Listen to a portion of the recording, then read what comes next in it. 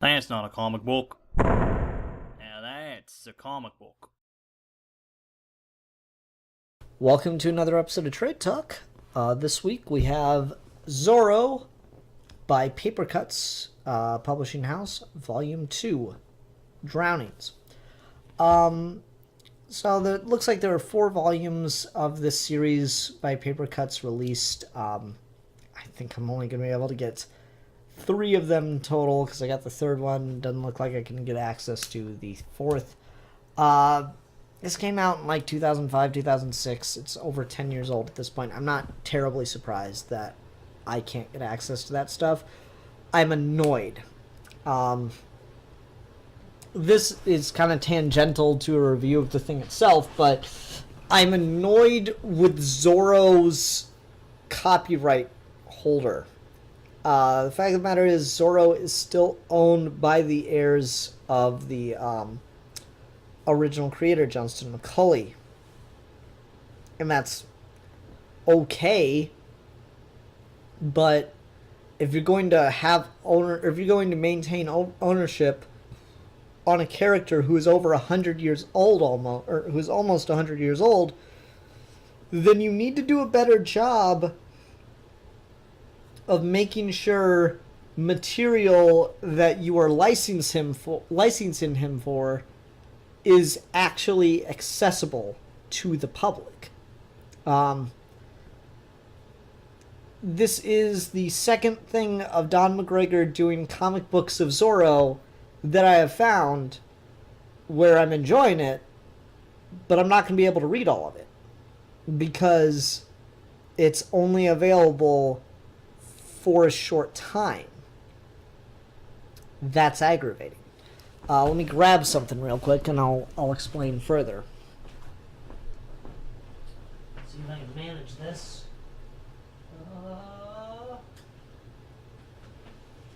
Without breaking stuff. Woo! It's like the table trick. Zorro, The Dailies, the first year. Written by Don McGregor, with art by Thomas Yates. This was a newspaper comic strip. I did a review of this on Trade Talk already. You can go check that out if you want. This collects the first year of daily newspaper comic strips. Do yourself a favor. Go look up the second year. You can find a volume of it. They did do it. Guess what? It was made with 50 copies exclusively in Germany. Like 3 years ago. This came out in the... when is this out? Like 2007? The original newspaper comic strip came out in the early 2000s. This was collected and published in the late 2000s, mid to late 2000s by Image. And it's never gotten a volume 2 for wide release because they don't think it will sell. Well, then make the strips available online. Same with this. Zorro wants... The company that owns the rights to Zorro wants to license the character out to a nobody publisher like Papercutz. Fine, but you need to have some level of access to it after the fact, after that publisher stops putting it out. Papercutz is still around. You can still go to their website and order books. That's mostly kids stuff. You can't get any of these volumes anymore. It's not continued in publication. That's not okay to do. It's aggravating. But anyway. So yeah, I'm reading this because I like Don McGregor on Zorro. This is still, again, context. This is mostly for kids. This, middle school age kid kind of stuff. So we continue the Zorro and Elulia. Their trek west, and of course they come across another couple in need of help. This is a woman who is running away from her abusive lover with a artist painter. Before Zorro can get there to meet them, Elulia fall down an ice canyon and they spend several pages just trying to get out as we learn more about these people and their situation. And the villain chasing them, who's the abusive partner, was formerly a policeman for New Orleans. I love the Zorro. Like, okay, here's one of my favorite things about Zorro. Batman fights crime. Superman fights, global threats. The Flash fights, everyday crime kind of stuff. All these characters, they fight bad guys who are criminals. Zorro fights cops. Zorro fights the law, and the law doesn't win. And I love that about Zorro. Zorro's a revolutionary figure. So anyway, even when the guy's not a cop, Zorro's still fighting cops. I love it. They spend a lot of time getting the fuck out this canyon.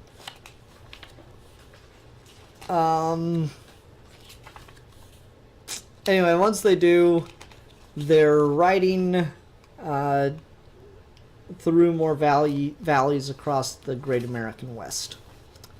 And they decide to go and take a bath in one of the hot springs. And we get this big romantic kissy face moment, which is fine. Cool with that. I tend to roll my eyes at a lot of romance stuff attached to superhero comics, just because I feel like it's a little played out. It always just feels tacked on. Zorro being such a romantic figure in a lot of ways, I think it just works for him better. It just fits his character better. I always associate Zorro with, kind of that idyllic romanticism of the hero gets the girl kind of thing at the end of the day. And so it works for me in a way that, like, I'm always more critical with other characters. I like this. She takes off his mask because she wants to see the man that she's kissing. It's a cool moment. A lot of shit about background of the villains. There's a raft. And finally Zorro and the innocent people get to meet up when the bad guy shoots a Native American who has been helping this couple running away. Zorro hears gunshots and immediately runs off to go save the day. Tornado swimming across a river with Zorro on his back, shooting a gun's kind of cool. And yes, Zorro does have a gun. It's a flintlock. I like the way he uses the gun too. He doesn't like shoot the guy. He shoots his gunpowder so he can't reload. It's cool. That's clever. I like that.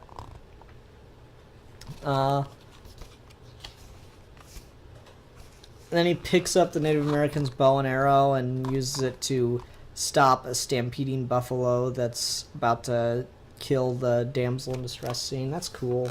Neat dynamic little moment of action. This is very anime style art. Look at look at Lilia's face down here.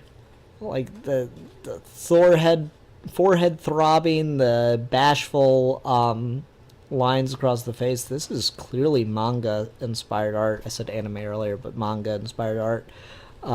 That's kind of funny. I'd watch a Zorro anime if it didn't suck.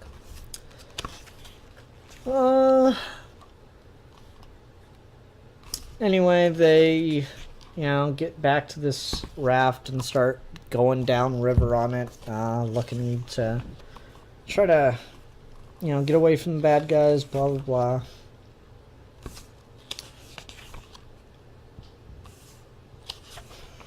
blah. I like this little moment of this guy who's more of an artist, but is the one, saving this woman, sitting there drawing Zorro, and Zorro's got a cool speech about how he always feels like has to excuse himself or act like he's wasting time to get a chance to draw, since Don Diego de la Vega is more of a Renaissance man, as it were. And so he's like, no, never apologize to me for drawing, because I always hate when I do that. It's a sweet, cool little moment. I always like the idea that like Diego obviously always puts on this like kind of like a fop personality where he always exaggerates and acts like a, you know, like a coward and all that stuff, and like he's too much of a tight ass, you know, whatever, to do anything, to be a man of action. And like the way that a lot of people would write that is, that's the act, but Zorro's the real man. And I really like the idea that, yeah, he exaggerates it. It is still on some level an act, but there's more of him to that than people realize. That he's not like disgusted by violence or anything like that, but he is legitimately interested in the things that he pretends to be obsessed about as Don Diego. So I like that a lot. Anyways, bad guys board the raft, and there's an action scene. A lot of fighting going down. There's Zorro's under surprise attack, so he's not ready for it. And the bad guy starts to drown him. Hence the name, Drownings. This is not complicated metaphor. There's a lot talked about here about this feeling of restrictiveness, of inescape, of drowning in your sorrows and your problems dragging you down.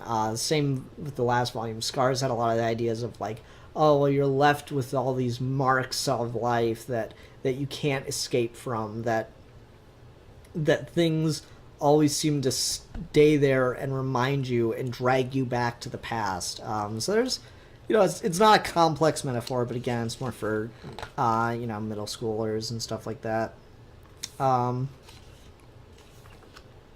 Action, waterfall, tornado does a thing to save the day, because tornado's awesome. All of this where, like, the girl's still on the raft and it's about to go over the waterfall, so Zorro quickly runs and swings his whip onto a log in the waterfall and jumps and swings. I love this line he has. This has to be one of the most wickedly insane things I've ever tried. Oh, that's pretty cool. And it saves the girl and they get back to land. Cool stuff. This is just fun. This is just enjoyable to read. It's not complex. Don McGregor just knows how to tell a fun story and have some level of commentary. And he just gets who Zorro is, which makes it a really fun thing to look at. The art's not especially impressive. Again, it's got very manga influence to it, but that's fine. It's whatever. It still looks pretty good, even though I prefer something more. I'd prefer to see Zorro as drawn by a Latino artist, to be honest with you. But all fairness, it looks good for what it's trying to be. It's nice, simplistic, I imagine fairly quick to draw art. Alulia is drawn attractively, but not, overly sexualized to the point where I'm like, okay, come on, it's a kid's book, or okay, come on, stop dwelling on it, have a little maturity here. So no, it's just good. It's fun. This cost me like $2, I think, so it was worth getting. Again, I got it mainly for Don McGregor on Zorro because I think he really gets the character. Even when it's something so simplistic, not simplistic sounds insulting. When it's something more just for fun, just to be an easier to read story for younger kids, I think this is good material for that. Yeah, that's all I got for this. 2 short trade talks. Got another one for next week, and unless I can find volume 4, that's probably going to be the end of this. If anyone is in a library or bookstore or something and sees the Papercutz Zorro volume 4 called Flight, let me know. I know I don't have a big audience. I've got an even smaller audience as it comes to Zorro fans, but if you see it, let me know. Buy it. I'll buy it back from you. I'll pay for shipping, all that stuff. Because I just would like to have the complete thing. And again, it's just annoying. My biggest complaint about this is that the company that owns, or the affiliate that owns Zorro's copyright does not do a good job of maintaining collections and things of the character. That's poor management of your intellectual property. Anyway, that'll do it for this episode of Trade Talk. That's not a comic book. Now that's a comic book.